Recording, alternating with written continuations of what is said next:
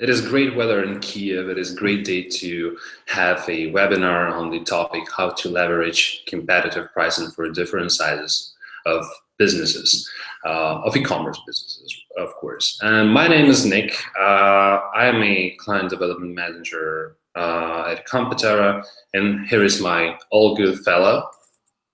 Hi everyone. So yeah, my name is Nikolay, but to make things easy, you could call me Nick too. So yeah, two Nicks here. All right, so let me go ahead and share my presentation screen with you right now. I will turn this off for a little bit. Here we go.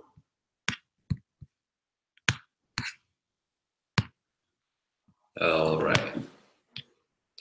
We've come up with a few slides in order to support our today's topic, and we're going to talk about the competitive pricing for retailers today.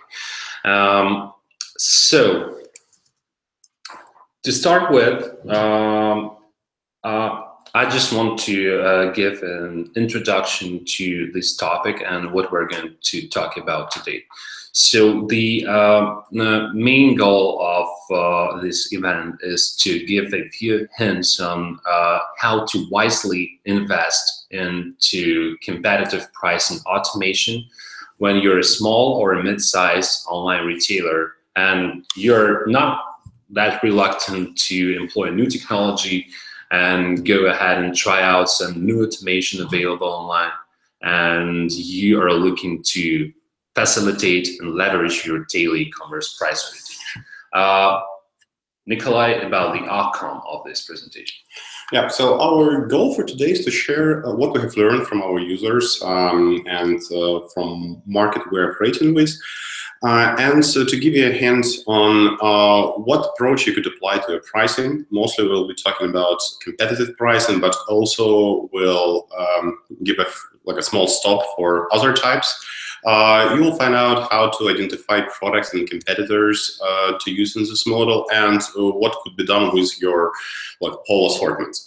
But before we dive into competitive pricing, first a small stop to talk a bit about other models. So most of the time, the first thing you'll try is basically manager-based pricing model. So when every of your product managers or category managers, depends on how you call them, they will make their own decisions based on their judgment, and they will apply strategies they think fit. Sometimes this could work, but obviously this model has some limitations. For example, in terms of sharing of knowledge, and it's really hard to improve and measure this performance and to apply some long-term and short-term strategies when every manager is basically army of his own. And what makes things worse, even if you have really talented and good managers, if they decide to move on to other company or to other field, basically you have all the chances to lose all this expertise. And this is not good for business, and this makes this model really hard to scale. Then, of course, there's a cost-based model.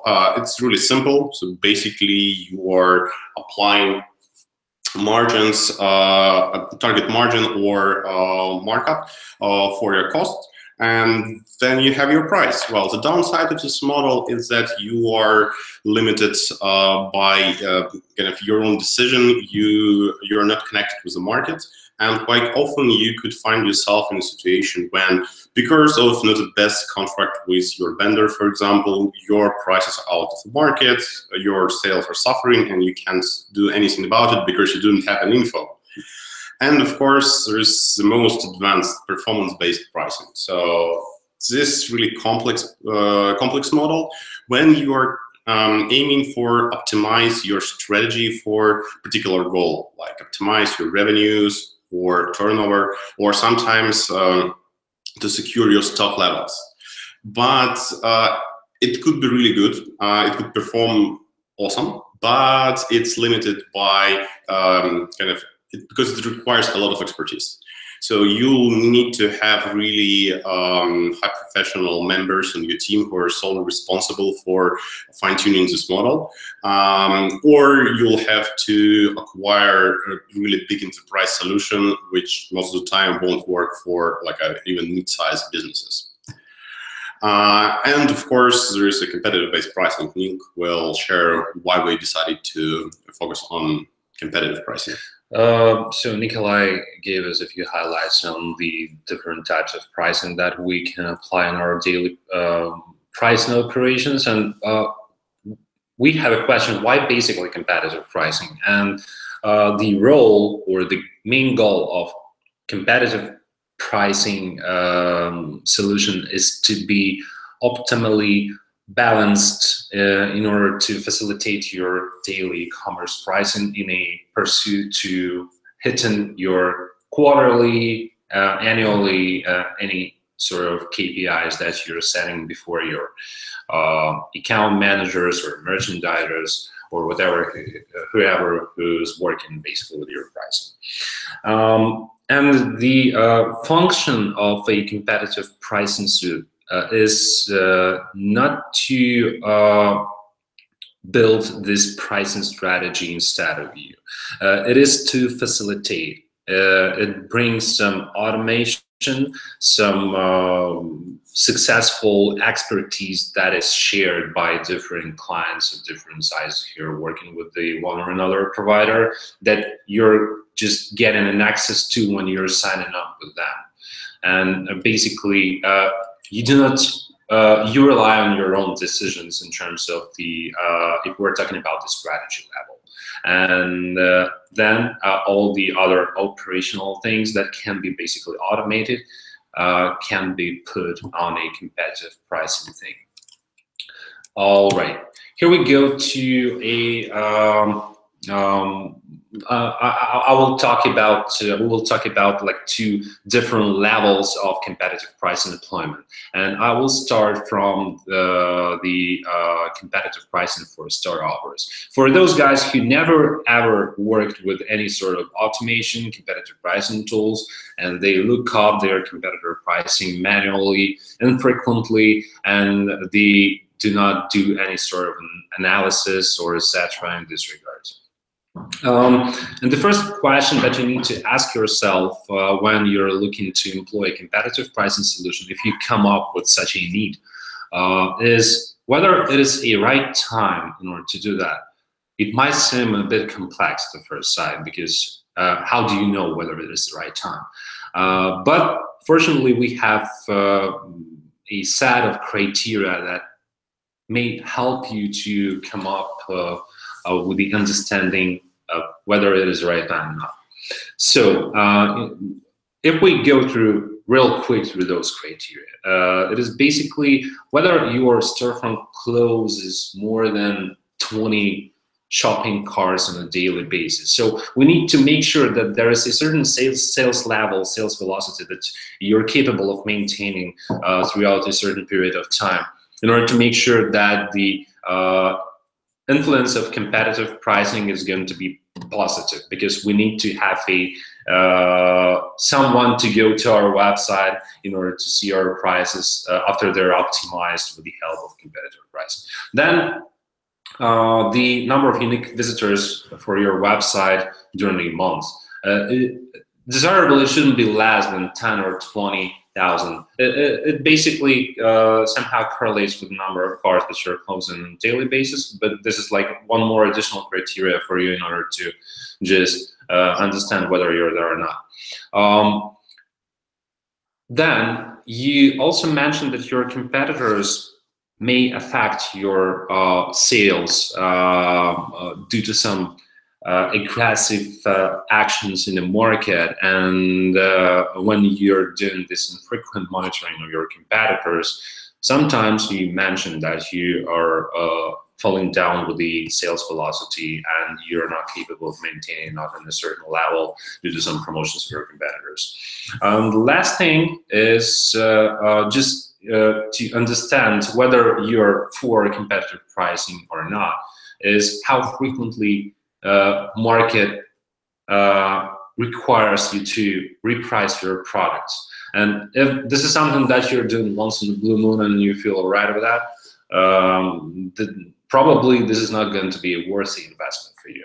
But if you're doing it more frequently than on a monthly basis, this is something that you need to pay a basic attention to. Then we go ahead to a next step. Like before we talk about more, let's say like advanced players, there is one disclaimer we need to make. Before you begin, you really need to make sure that you have a dedicated person who is responsible for implementing this project within your company.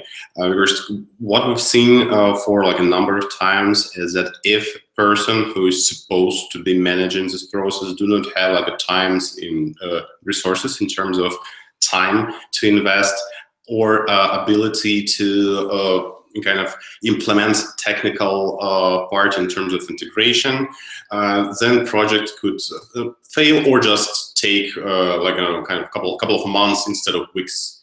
So it's really important to make sure that you have a dedicated person and that this person has all authority, time, and ability to implement integration part. So before you decide to start, just ask yourself a question, if we have this person and if he's motivated and if there's enough time for him to invest in this. All right. Then we go to the next level of the next layer of those e-commerce companies who are also very interested in competitive pricing, more advanced level. Those guys who are already working with some sort of a competitive pricing systematically, meaning that they already approach it with the help of some basic automation. They have some sort of an in-house solution, and they're like pretty much savvy with the need, and they understand that competitive pricing is very important in their in reaching of their pricing business goals.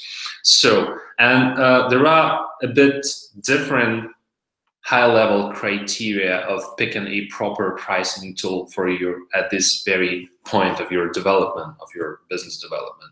And it is very important to know that the data that you're getting is accurate, because this is the next thing that you're paying attention to once you already get the understanding of a competitive landscape in terms of the pricing. You know your competitors, and then you go ahead and start paying attention to this thing. Then you are pretty much concerned about the time saving. You're looking, you know, to save more of your time when you're doing some sort of repricing thing based on the competitive data and some internal data that you're usually utilizing that, and try to have all these variables, rules in one integral environment for your product management in order to save as much of your time as possible. Because the time is a very valuable resource, and this is basically your money. And you need to know how to manage this thing as well. So basically, it all goes into the third point, like the scalable, automated, competitive-driven pricing framework, which is basically recommended to you by the vendor of a competitive pricing data and environment that you're signing up with, and they should share some successful framework that you need to follow, which covers all the pricing process, starting from getting the competitor data and ending with the optimal prices on your storefront, taking into account all the variables that you would like to be in this competitor pricing. All right. The next thing is about what basically needs to be given to this, you know, tool or solution in terms of getting the desirable output out of it. you need to think of the optimal balance of the SKUs, key categories, competitors that you would like to be engaged in this process of your competitive pricing. Because if you're not aware of how the majority of competitive pricing tools are pricing their services, most of them are charging for the number of SKUs, number of competitors, and the number of data points that they're delivering to you. So it is very useful to, for example, use simply like a Pareto law in order to come up with the most top seller items from your whole assortment and focus your effort in terms of price monitoring against your competition for this particular group of products, because they are bringing most of your sales. ABC analysis, which is basically done according to the principle of Pareto law, is very useful tool in order to come up with the SKUs that you are looking to track against your competition.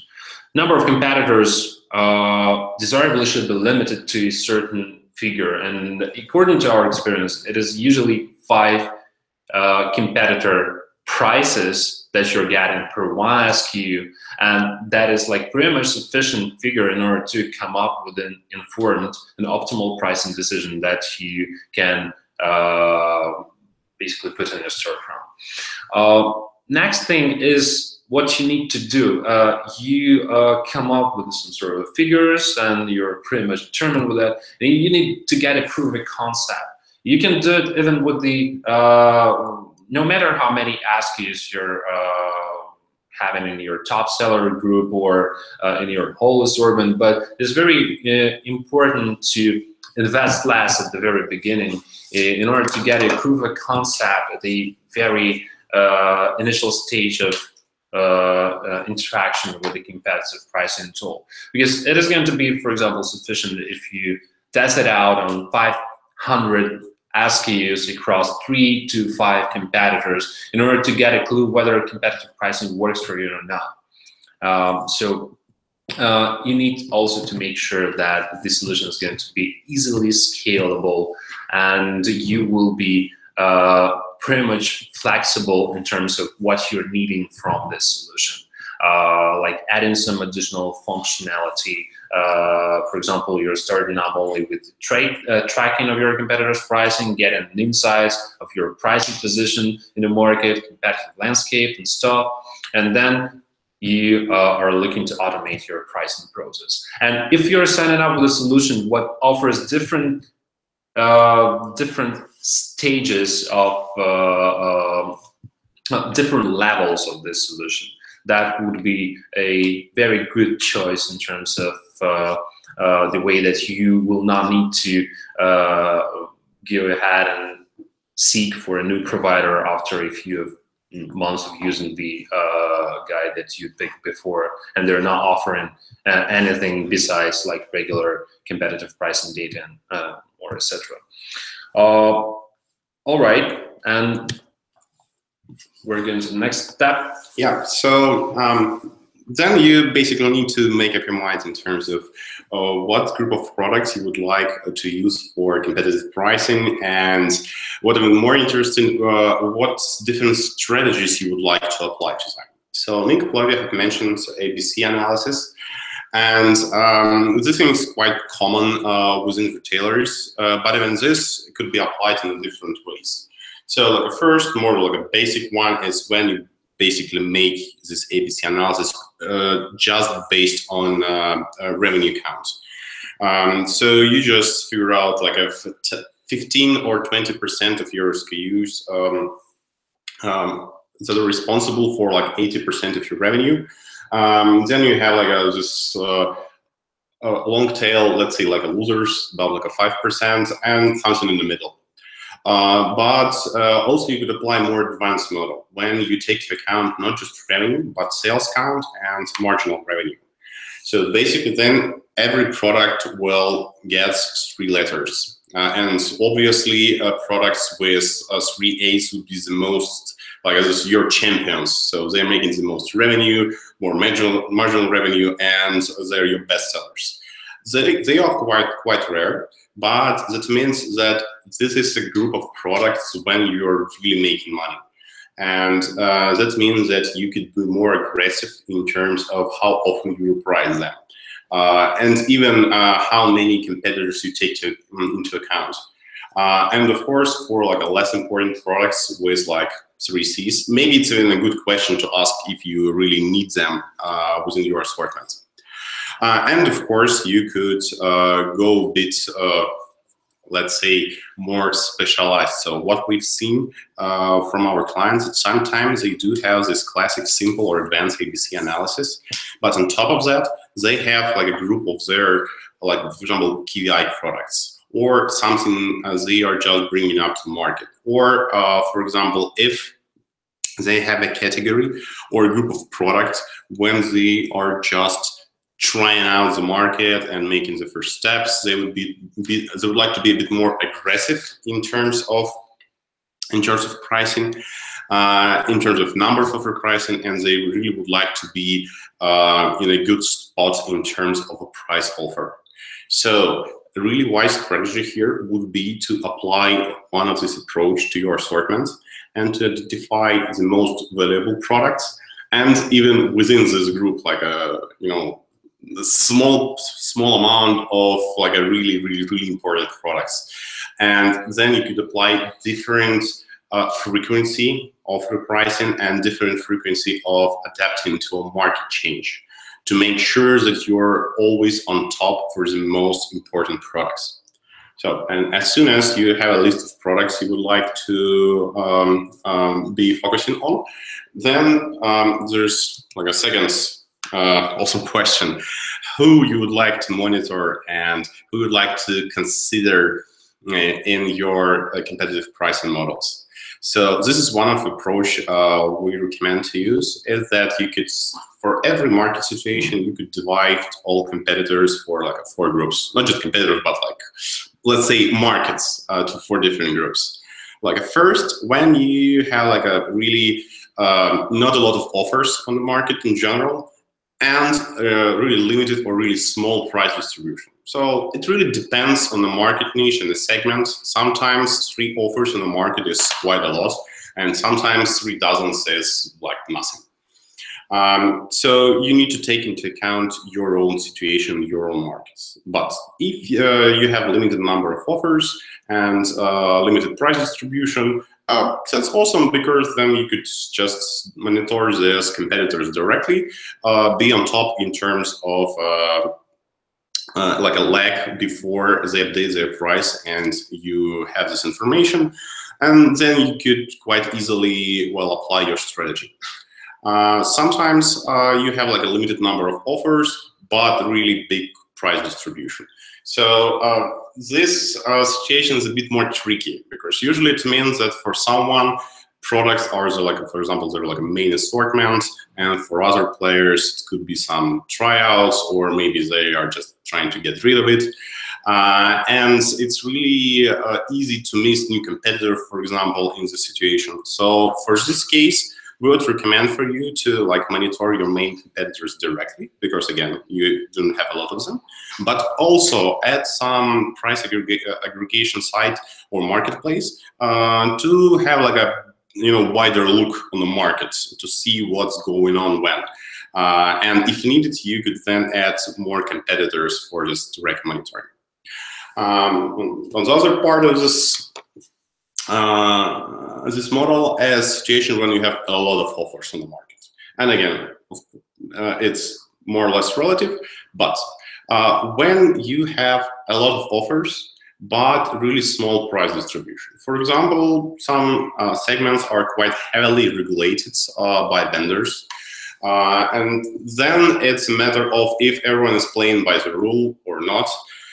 In this case, it's like best approach is to identify well, the biggest players and again, one or two marketplaces to be able to, or price aggregations, those sites, to have like a bit more wider look and to be able to react. Because what we've seen at some markets, that's not every like retailer plays by the book in terms of vendor policies. And again, if you are monitoring main players and some price aggregation sites, then you have an opportunity to be flexible in terms of how you react.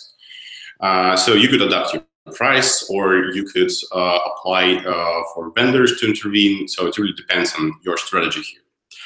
And the most complex situation is when you have a lot of offers and price distribution is really high. So basically, it could be hundreds of % sometimes. And in this case, it's really hard to identify main players who really can influence your sales. And Nick will tell a bit more how you could, what else you could apply kind of to identify exact players you need to monitor. All right. Well, there is some sort of a tool that you can use for it. Some sort of a like data pricing data visualization. How your pricing correlates with your competitors' pricing, and this is a sort of a price index that you can build with a sum of competitive pricing solutions, and it shows you in relative value how your price position versus your competition in the market for at any moment of time when you've been scraping your competitor prices. And it gives you like a historical background on your pricing position, and you can get back to this pricing position a year for a year ago, just to see where you were at that very moment of time, and what were the actions of your competitors who were doing some seasonal promos or markdown campaigns or etc., just to track down some regularities that you can see in your competitors' prices. It takes into account all the competitor prices that are matched to your products that you're carrying on your website. And one more interesting hint for this price index thing, that you can feed your sales data to this price index tool and see how some of your competitors affect your sales at a certain moment of time. For example, they were in a certain level of, say, 110% comparing to your 100%, then they went down to 102%, and you notice that you have a dramatic sales drop for this period of time, for example, a few days, and they're now taking your sales away. And this is the tool to get insights for your product management or pricing strategies in order to react promptly on this market behavior that you definitely come across when you're pricing your products on a daily basis. One more thing to mention about the other products that are not falling within the group that you're tracking versus your competition. Like, how do I manage all the remaining SKUs that I have in my assortment? Well, there are different ways of pricing these products, but one of the optimal ways, which is frequently offered by pricing tools, which are also providing you with the competitor data and suggest you the prices automatically based on some rules, is the scenario where you are tracking your competitors for your top sellers, and for all other products you're using just margin, markup, cost, or etc. driven pricing. So this is the thing that it is not necessarily to build the rules for your pricing logic for different product groups,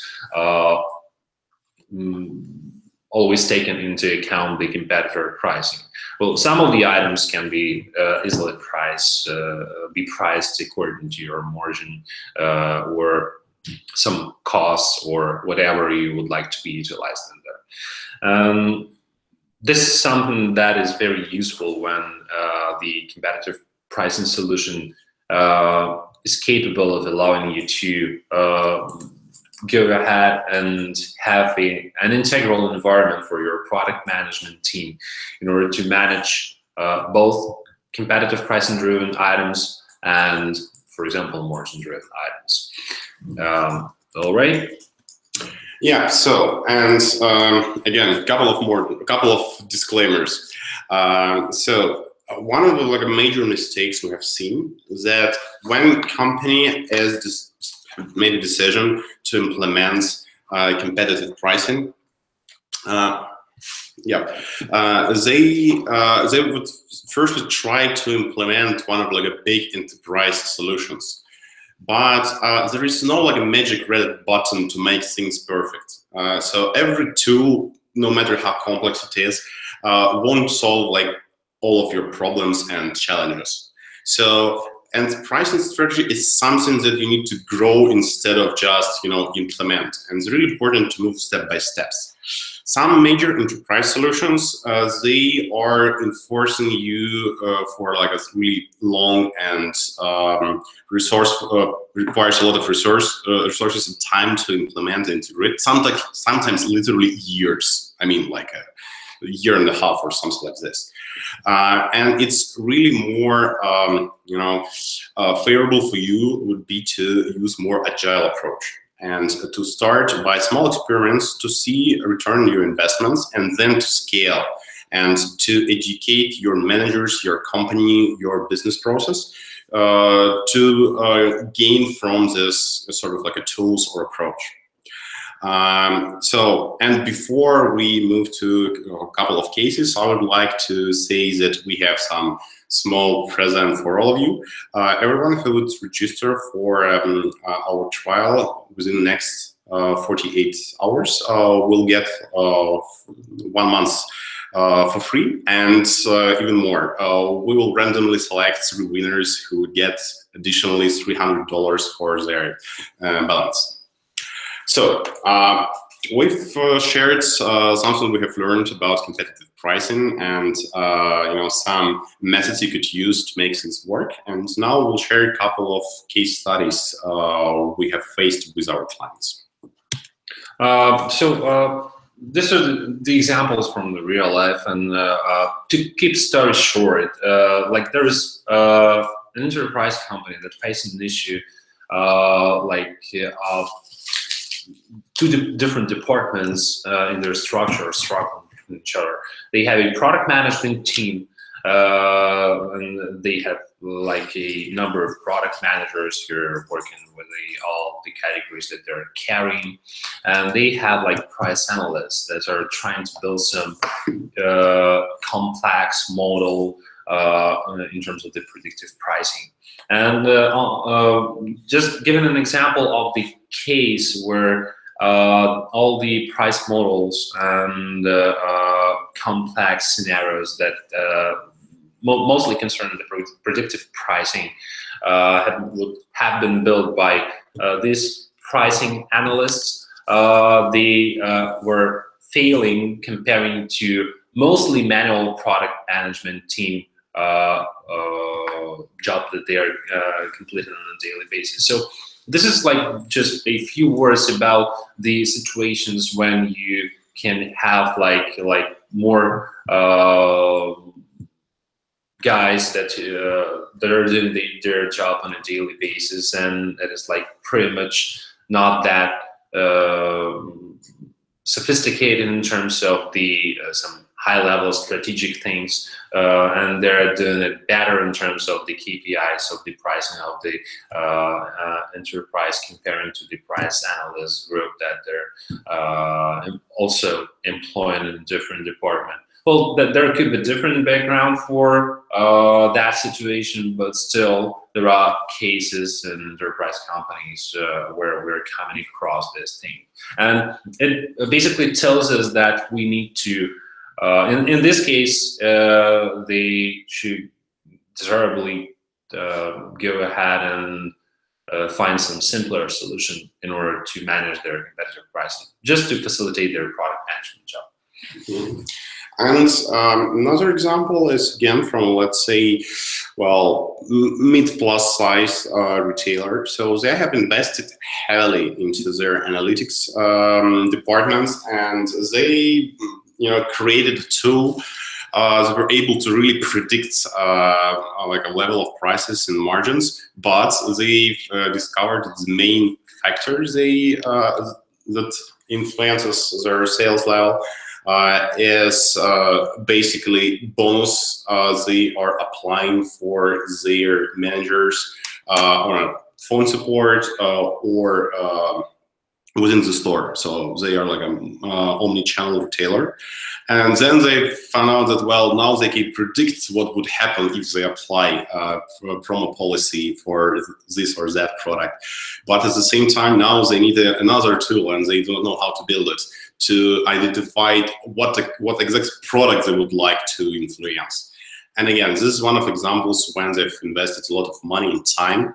And again, they're still basically spent more than a year, and still they cannot implement practical results. At the same time, we have another case when instead of starting from a big tool, again, comparable in terms of the size retailer, decided to implement automation based on competitive pricing and some other models, but in a quite simple form.